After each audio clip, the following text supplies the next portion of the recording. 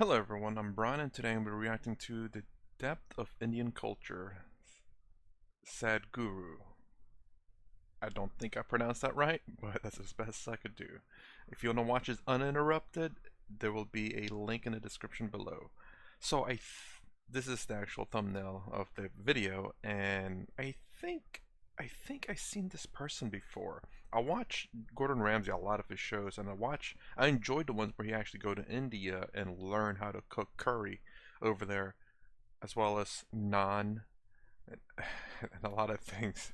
But anyways, and I think he actually runs a temple. I'm not sure. I think he runs a temple, and he feeds a lot of people. And I think he's vegetarian. And Gordon Ramsay just can't do it. But still, they're freaking amazing vegetarian foods. I'm definitely not picking out. I definitely kind of live in terms of try it. At least try it once. Give it a fair shot. There are some things though that I may not give it a fair shot. I may not even try, but I don't know what those things are yet. Maybe like goat testicles. Because I did see Bear Grylls do that.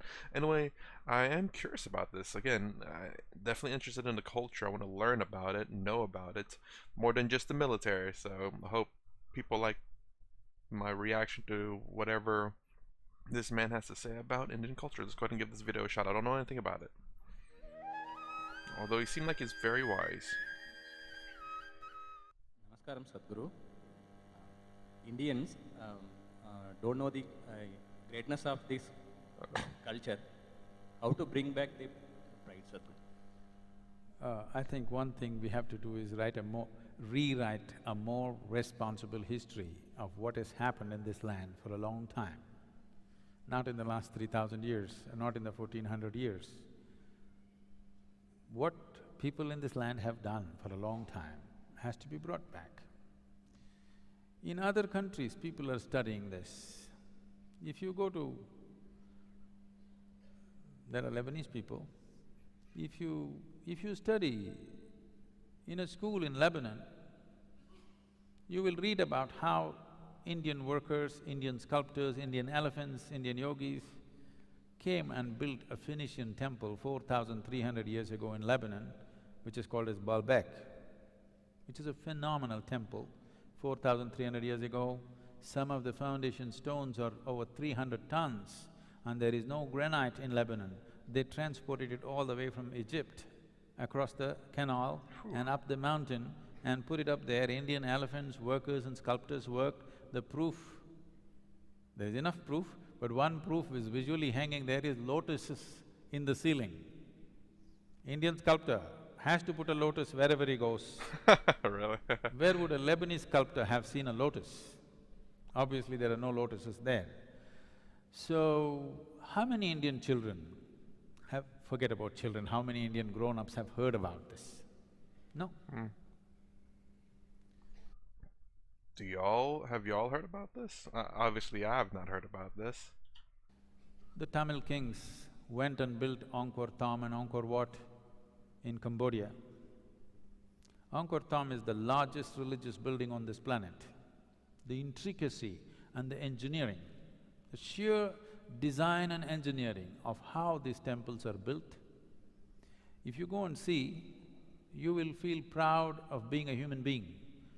That is definitely a lot of people should feel like. Although, I don't know, you want to be proud to be a human being, but when you see the negatives of the world, it kind of like, but there are a lot of positives, and the problem is, well, at least in the US, positive things are not shown in media very much because it doesn't, people, I guess, don't care about the positives. I think it's because people like drama in the US, so the negative things you see in the media get more views, I suppose. I guess more people watch them because they're like, oh, there's a bad thing, I need to know about this. If there's a good thing, it's like, well, nothing to worry about. It's a good thing. That's fantastic that it happens, but nothing that I need to really watch. So maybe it's kind of hard, I guess, at least maybe in the US, to take pride in being a human being, although we should be prideful of the good things that we do. Because if human beings can think something like this 1,000 years ago and manifest it, it is too much. What do you mean? This was done by the Tamil kings. Most of the work done by probably the Tamil labor. Oh, yeah. From first standard to 12th standard, does any Tamil child even read a line about this in their history book? No. We only read how we were conquered, raped, looted, beaten by other people. Focusing on a negative because it's, well, I don't want to say, I don't know how Indian people, but at least from what he's saying is we are focusing on a negative, like the US. If there is no pride, why would you want to recreate it? You need to understand this. A culture or a nation is just an idea. Okay. When human beings take this on as an identity, attach some pride to it, it burns through one's mind and into his heart. Now he wants to protect it, rise it, keep it clean, keep it wonderful.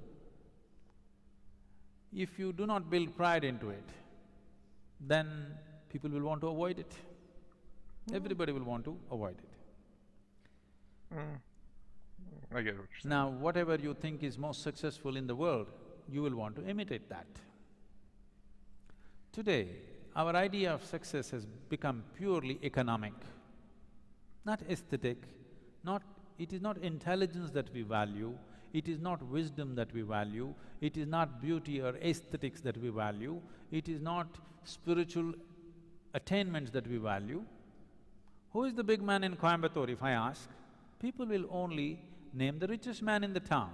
They will not name the wisest man in town, the most beautiful man in town, most meditative man in town, no. Monetary, or what do you call those things? Just items, monetary value, no, that's not the right word. God, I can't think of the word. Just having things, having a lot of things, especially money. I guess people see that as success. Not in the fact is that there are a lot of people who have a lot of things and a lot of money are miserable. Not all of them. It's so weird to hear that, you know, it's like, oh, they're so rich, but they have problems. He's like, what? It makes no sense. But, you know, money and God, I can't think of the freaking word. Just having stuff doesn't make you happy. It doesn't make you truly happy. The richest man in town is the biggest man. So who is the biggest whatever? Whichever is the richest nation, whichever is the richest culture, power and money have become the highest goals, which itself is a very rudimentary way of looking at life. Because of that, right now, I promised the American meditators, next 2 years I'm going to invest a lot of time in United States. Okay. Because knowingly or unknowingly, they have taken on the leadership in the world. No sense? Because, well, we are isolated. America is isolated from a lot of the troubles in the world, a lot of the extremists. The worst we've got is in Mexico, and even then, it's not really all that bad. Well, as far as I can tell, it's bad, but it's not as bad as it's relative. You know, the worst we got is, you know, human trafficking and drugs. We don't have extremists necessarily.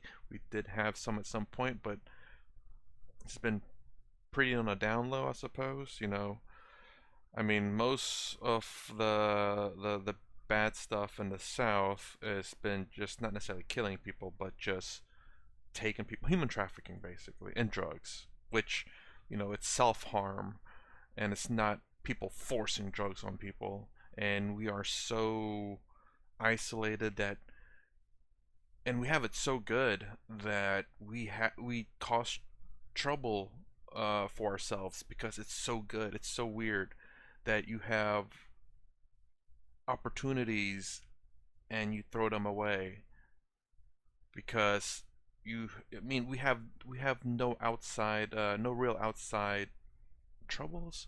No real outside, man, I wish I would have scripted this out, but this is on the fly. We have no outside threat necessarily. We have nothing threatening our borders, nothing to unite us. So if there's nothing to unite us, we're fighting amongst each other. because we have it that good. America has it that good. See, if all the American people wear blue workman's clothes, half the world is wearing Americans' workman's clothes. You just go to any city, Mumbai or Chennai or Bangalore especially, you look down below the knees, more than 60% is wearing blue denims. When we have the most intricate weaves, there are over 120 weaves in the country which are unique and many of them are dying. No other culture on the planet has the variety of weaves that India has. All of them will die. Chinese silk is going to kill it unless all of you ladies make at least 20% of your wardrobe into handmade Indian weaves. They will all vanish in the next 10 or 15 years. So I'm not exactly sure. So he said weaves. I'm guessing, is it a particular style of clothing? I'm wondering, I guess, I mean, fashion comes and goes. That's very well known in the US. You know, you had certain kind of fashion and then it just dies out and they don't make them anymore. I'm wondering if people in India that choose to wear these clothing because they're just more comfortable or practical. I'm not sure. Just again a Why is question. I'm not everybody sure. wearing not even American executives' clothes, American workman's clothes? As if that's not enough, if they tear their trousers, everybody tears their trousers. Yes. It's all torn, but in a very expensive way. Especially in an expensive way. As long as it's not torn in the butt, I guess it's okay. Because there's a style of people with torn clothes. I don't get it. And it's a style and they pay for that. Ah.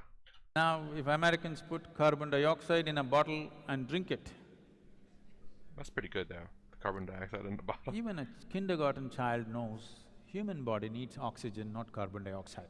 Or carbon, not But dioxide, sorry, just because carbon. America Carbonated drinks carbon drinks. dioxide and says this is the real thing. More than half the world drinks carbonated water today. If you go to one of the remote villages here, there may be people, not in this area maybe, but anywhere else if you go, they might not have heard the word yoga, but they know what is Coca-Cola. That's branding for you, you know? Marketing. It is pretty crazy how well known So- Coca-Cola is known. I thought if Americans tear their trousers, everybody tears, Americans wear their pants down in their seat, everybody does the same thing, Americans drink carbon dioxide, everybody does that. So I thought if we can get America to meditate, the world will meditate.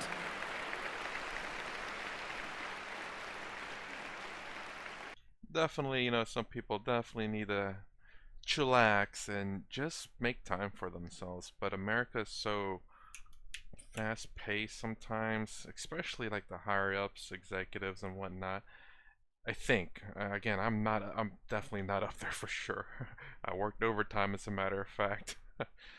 That's the reason why I'm having trouble trying to get some videos. But yeah, you know, it'd be nice for people to just chill, think about the things they've done, and just to relax, make time for themselves. That's what a lot of people really need, I suppose, around the world. It'll definitely be nice to just go outside, and we can exactly look at nature around here. You definitely have to go out into the woods, out of the city, basically, and then enjoy nature, relax, breathe in some fresh air, and just, well, relax. I keep saying that, but that's the key point there. So, we're doing a little bit of a big push in the next 2 years in the United States. We want America to meditate.